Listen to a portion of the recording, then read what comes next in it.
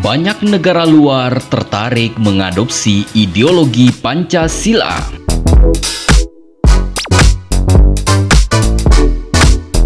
Pancasila adalah ideologi utama.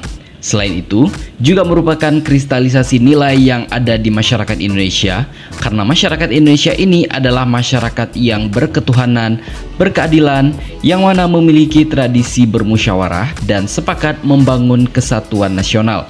Untuk itu, masyarakat kita harus bisa mengimplementasikan nilai-nilai Pancasila dalam berbangsa dan bernegara untuk keutuhan Negara Kesatuan Republik Indonesia. Peneliti di Lembaga Penelitian, Pendidikan dan Penerangan Ekonomi dan Sosial atau LP3ES, Adnan menjelaskan, Pancasila adalah sebuah karya besar para founding father bangsa Indonesia, sebab dapat meracik sebuah ideologi jalan tengah di luar ideologi yang ada di dunia saat ini. Bahkan, terbukti selama 73 tahun, ideologi tersebut dapat diterapkan dengan baik. Meskipun dari sisi kualitas memang terus-menerus didalami oleh masyarakat kita.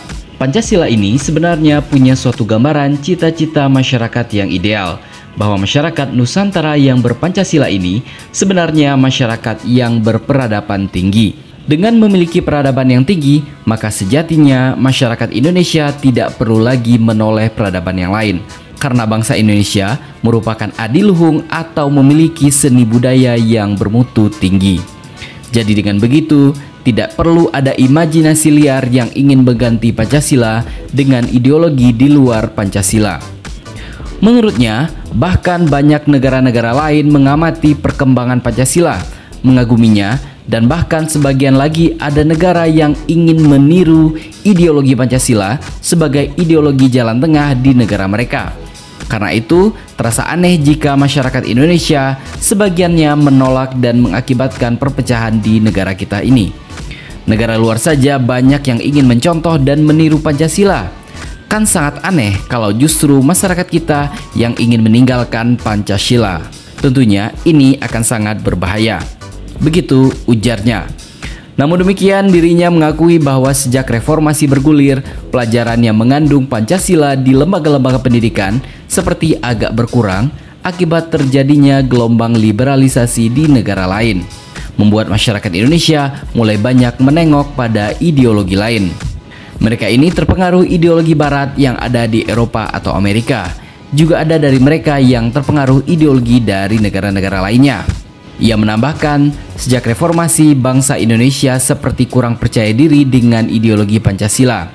Sebab selama ini hanya ditampilkan menjadi ideologi tertutup yang represif. Karena itu, sudah saatnya Pancasila muncul ke permukaan sebagai ideologi terbuka yang dinamis, dialogis, dan meletakkan masyarakat menjadi subjek, sehingga mampu membentengi masyarakat dari paham yang bersifat negatif tentunya. Pancasila juga harus diletakkan pada people nationalism, karena ideologi Pancasila selama ini hanya pada level negara. Begitu tegasnya. Untuk membangkitkan semangat nilai Pancasila dalam membangun negara ini, ia berharap tidak hanya didengungkan di level negara atau pemerintahan saja, walau kini ada lembaga bernama Badan Pembina Ideologi Pancasila atau BPIP. Sebab melalui organisasi-organisasi besar yang ada di Indonesia juga harus diberikan ruang sebagai kekuatan besar untuk membangkitkan nilai-nilai Pancasila. Karena hal ini bisa menjadi penangkal dari perkembangan berbagai ideologi yang mencoba menyusupi negara kita tercinta. Rohaniawan sekaligus pengamat sosial Beni Susetio menilai, nilai-nilai Pancasila sebenarnya tidak hanya relevan bagi bangsa Indonesia. Kelima sila yang ada pada Pancasila menurut dia sangat relevan dipedomani oleh bangsa lain. Pancasila juga dibutuhkan bangsa dan negara lain, karena pada kenyataannya Indonesia dengan Pancasilanya ada ribuan suku tidak masalah, sedangkan negara lain itu kecil saja jadi masalah. Begitu ujar Beni di Kompleks Istana Presiden pada hari Sabtu 2 Agustus 2017 yang lalu. Ia mengatakan Pancasila berpotensi menjadi sebuah ideologi alternatif dunia pada masa depan. Ketika sebuah ideologi tidak lagi relevan, maka Pancasila bisa hadir sebagai penggantinya. Sudah saatnya Pancasila menjadi ideologi alternatif. Saat ideologi lain mengalami masalah justru Pancasila dengan nilai-nilai humanismenya sangat dibutuhkan. Ia pun mengingatkan rakyat Indonesia memiliki tugas penting, yakni menjaga nilai-nilai Pancasila supaya tetap lestari seperti aslinya. Caranya dengan mengimplementasikan nilai-nilai Pancasila dalam kehidupan sehari-hari. Sumbangan besar kita semua adalah menjadikan Pancasila ini sebagai cara berpikir, cara bertindak, dan cara bernalar kita. Buat Pancasila menjadi sebuah dasar tindakan. Begitu tambah Beni. Pemerintah sudah cukup optimal melakukan upaya melanggengkan Pancasila. Salah satunya dengan menerbitkan Perpu nomor 2 tahun 2017 tentang organisasi kemasyarakatan.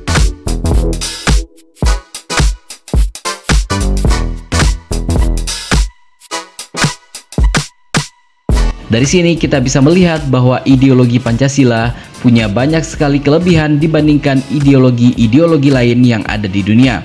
Di samping sebagai jalan tengah yang di satu sisi sangat menjaga kehadiran negara dalam mensejahterakan rakyatnya, namun juga tidak menutup kebebasan yang bertanggung jawab dari masyarakat untuk bisa memaksimalkan kemampuannya untuk mensejahterakan diri dan lingkungan masing-masing.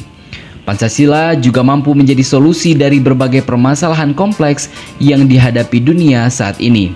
Sehingga kedepannya, bukan tidak mungkin akan kita dengar lantunan dan teriakan Pancasila di berbagai penjuru dunia. Kita doakan saja. Luar biasa. Jadi, bagaimana menurut pendapat Anda?